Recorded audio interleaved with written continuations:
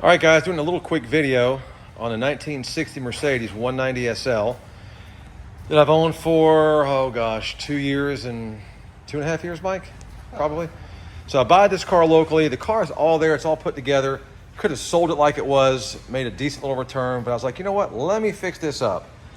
That turned out to be the biggest mistake ever because these cars are very expensive to restore.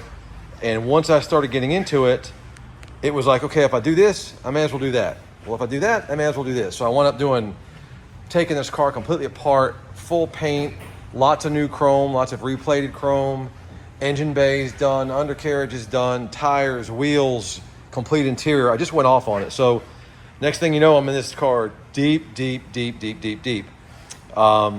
it to a friend of mine, a very good client out in Wisconsin, and should have had this car done 6 or 8 months ago, and we just kept finding things that we wanted to do to improve it, to make it better. I got the wheel covers off being refinished now, but literally everything on the outside outside of the car for the most part has either been re-chromed or new parts bought. And I tried to stick with authentic Mercedes parts. So the paint is new, but we still do our paint corrections. Me and Mike can always bring it up to another level. We just did the hood. I'm doing this for my client just so he can kind of see another little sneak preview of where we're at with the car. It's a beautiful car. Just can't wait to get it finished, honestly, guys. We're so far behind schedule, but look at that paint. It's awesome. Hopefully he's going to be super happy with it. I think he will be. A little frustrated that we're both very frustrated that the project is taking way longer than it should have.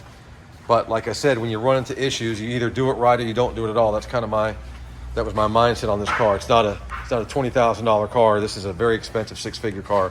So check it out, guys. Bill, this is for you. Hopefully you and your wife are enjoying watching the progress come along. We're in the final stages now. Again, we've had some setbacks that were out of anybody's control, but I did what I could to make this thing as nice as I could. I'm not a professional Mercedes Benz restorer, although I feel like I have done everything those guys do with this car. So we just did the hood build just to kind of get a feel for how it's going to look when we're done. We still have to take this to the shop, put new exhaust on it, tidy up a few things, mechanical issues and things like that. So, but there it is. It's a great looking car. It's got both tops, and I can't wait to get it done.